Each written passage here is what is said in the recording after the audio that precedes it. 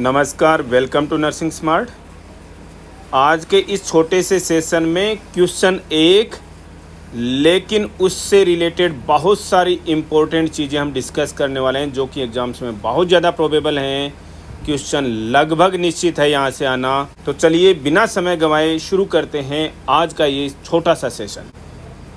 Question read कीजिए। The physician orders heparin. क्या order कर दिया? Heparin for the patient in order to evaluate the effectiveness of heparin therapy। यानी कि heparin चालू कर दिया और हिपेरिन थेरेपी की इफेक्टिवनेस को चेक करने के लिए you should monitor which of the following lab values. कई बार एग्जामिनर जो है वो क्वेश्चन इस तरीके से देता है कि जो लैब वैल्यू का नाम दे दिया, जो चीज़ें लिख दी, बेसिक सी चीज़ें लिख दी, आपने पढ़ा कुछ और है, मीनिंग उसका नहीं समझ पाए तो चीज़ें दिक्कत कर जाती हैं। इसलिए हमने इस क्वेश्चन को रखा है और बहुत ज़्यादा इंपॉर्टेंट लगता है हमें ये क्वेश्चन आने वाले एग्जाम के हिसाब से। अब यहाँ पर हम आपके साथ डिस्कस क्या करना चाहते हैं। पेशेंट को क्या चल रहा है? हिपेरिन चल रहा है। हिपेरिन ऑर्डर कर दिया है पेशेंट के लिए, तो पता होना चाहिए हिपेरिन क्या है। एंटी कोगुलेंट है, ये पता होना चाहिए भाई। एंटी कोगुलेशन का काम करेगा। एंटी कोगुलेशन का काम करेगा, इसका मतलब क्या करता है? एंटी कोगुलेशन का मतलब क्लोटिंग नहीं होने देता। समझ रहे हो आप कि कोगुलेशन जो है उसको रोकने का काम करता है, क्लोटिंग को रोकने का काम करेगा। क्लोटिंग को रोकेगा मतलब क्लोटिंग जो मान लीजिए 1 सेकंड में हो रही थी, 2 सेकंड में हो रही थी, उसको क्या कर देगा? डबल कर देगा। 2 सेकंड कर देगा, 4 सेकंड कर देगा। नॉर्मल क्लोटिंग टाइम जो है उसको बढ़ा देगा। समझ रहे हो आप चीज़ का? इसका मतलब बेसिक सी बात है वो यहीं समझना है। इसका मतलब हम ऐसी लैब वैल्यू देखेंगे जो कि क्लोटिंग टाइम से रिलेटेड है। यहाँ पर तो क्लियर कर लिख दिया क्लोटिंग टाइम, लेकिन आपने पढ़ा और कुछ है। क्या पढ़ा है आपने?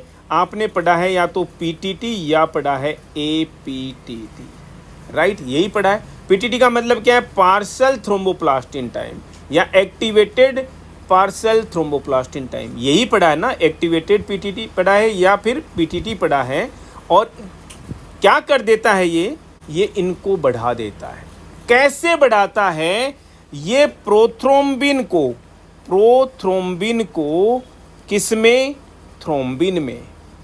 और सुनते जाइएगा, और फिब्रिनोजन को फिब्रिन में कन्वर्ट होने से रोकता है।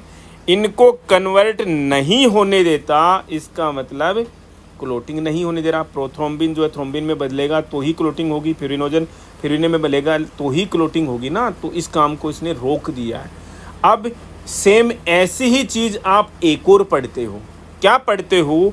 हिपेरिन का दोस्त कौन भाई? वारफरिन भी तो पढ़ते हो आप, वारफरिन। लेकिन दोनों चीज़ें अलग अलग हैं। ये भी एंटीकोगुलेंट है, ये भी एंटीकोगुलेंट है। वारफरिन जो है वो लगभग क्या आता है भाई? ओरली देते हैं हम। हिपेरिन क्या देते हैं भाई? इंजेक्टेबल देते हैं। इंजेक्टेबल भी कैसे भाई? या तो सबक्यूटेनियस देते हैं या आई भी देते हैं। कभी भी आपने हिपेरिन को IM नहीं देखा होगा, ना ही हिपेरिन आपने ओरल देखा होगा। ये चीज़ें आपको पता होनी चाहिए। अब जो एग्जाम्स में हम कंफ्यूज हो जाते हैं, जहाँ से एग्जाम्स में क्वेश्चन और आता है, वो चीज़ें भी आप नोट कीजिए। एक चीज़ नोट कीजिए, अब वेफिया यहाँ पर 3 चीज़ें हैं और 3 चीज़ें जो एक दूसरे से रिलेटेड है। वेफिया, ये वारफरिन का इसका मतलब है वारफरिन। ई का मतलब है एक्सट्रिंसिक, और एक्सट्रिंसिक क्या भाई? क्लोटिंग। एक्सट्रिंसिक क्लोटिंग सिस्टम जो है उसके थ्रू ये काम करता है। एक्सट्रिंसिक क्लोटिंग सिस्टम के थ्रू काम करता है। और पी का मतलब क्या है? पीटी, यानी कि इसका इफेक्ट जो है वो पीटी पर होता है, प्रोथ्रोम्बिन टाइम पर होता है। ऐसे ही एच का मतलब क्या है? हिपेरिन। आई का मतलब क्या है? इंट्रिंसिक का मतलब इंट्रिंसिक क्लोटिंग सिस्टम के थ्रू काम करता है। और ए का मतलब यहाँ पर क्या है? एपीटीटी, यानी एपीटीटी को इफेक्ट करता है। एपीटीटी को अफेक्ट करता है। ये समझिएगा आप चीज़ को ना। यहाँ पर वारफरिन जो है पीटी को अफेक्ट करता है। ये किसको अफेक्ट करता है भाई? एपीटीटी को अफेक्ट करता है। कौन? हिपेरिन। दोनों में डिफरेंस है, ठीक है ना। दोनों में ही क्या है? डिफरेंस है। चीज़ें दिमाग में रख लीजिएगा। यहाँ पर बेसिक लिखा हुआ था क्लोटिंग टाइम। देखिए प्लेटलेट काउंट्स हम हिपेरिन के साथ में ऐसी ड्रग्स नहीं देते, वारफरिन के साथ में ऐसी ड्रग्स नहीं देते जो कि प्लेटलेट एग्रीगेशन को रोकती है। इसका मतलब ब्लीडिंग के चांसेस और भी ज़्यादा हो जाएंगे, लेकिन प्लेटलेट काउंट्स पे कोई इफेक्ट नहीं होता। ब्लीडिंग टाइम को की वैल्यू में देखने की जरूरत नहीं होती। प्रोथ्रोम्बिन टाइम किस में देखा जाता है? प्रोथ्रोम्बिन टाइम वारफरिन के अंदर देखा जाता है, इसलिए कि क्या हो गया, क्लोटिंग टाइम जो है इसका करेक्ट आंसर हो गया। क्या अभी हमारा क्वेश्चन से रिलेटेड हमारी चीज़ें पूरी हो गई क्या? जी नहीं, हम कुछ एक और चीज़ें यहाँ पर डिस्कस करने वाले हैं। हिपेरिन का एंटीडोट रिपीटेडली एग्जाम्स में पूछा जाता है, और क्या होता है भाई? Protamine sulphate. क्या होता है? Protamine sulphate. तो वारफरिन का एंटीडोट क्या है? इसका एंटीडोट है विटामिन के। ये क्योंकि ये विटामिन के को ही एंटागोनाइज करता है, तो यही इसका एंटीडोट हो गया। और विटामिन के की जगह क्या लिखा आ जाए? फाइटोमिनाडियोन।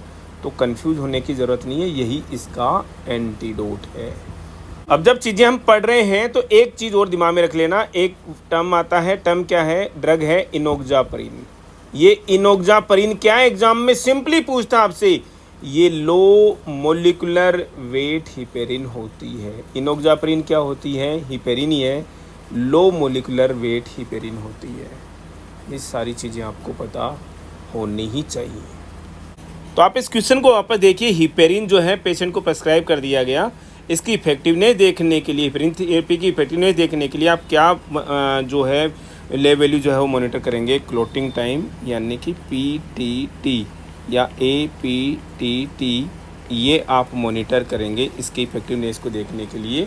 और इसकी इफेक्टिवनेस कैसे पता लगेगी? इनको देखने से भी कि ये जो है वो 1.5 से 2 गुना जो है वो बढ़ जानी चाहिए, तभी इसका इफेक्टिव नेस जो है वो पता लगेगी, तभी इसका इफेक्ट जो है वो आएगा। आपको लग रहा होगा कि हमने एक छोटा सा क्वेश्चन क्यों लिया है, लेकिन बड़ा मीनिंग है। थोड़ी सी देर में हमने इसको समझाने की कोशिश करी है। 2-3 पॉइंट जो हैं एग्ज़ाम में बहुत ज़्यादा प्रोबेबल है। Thank you.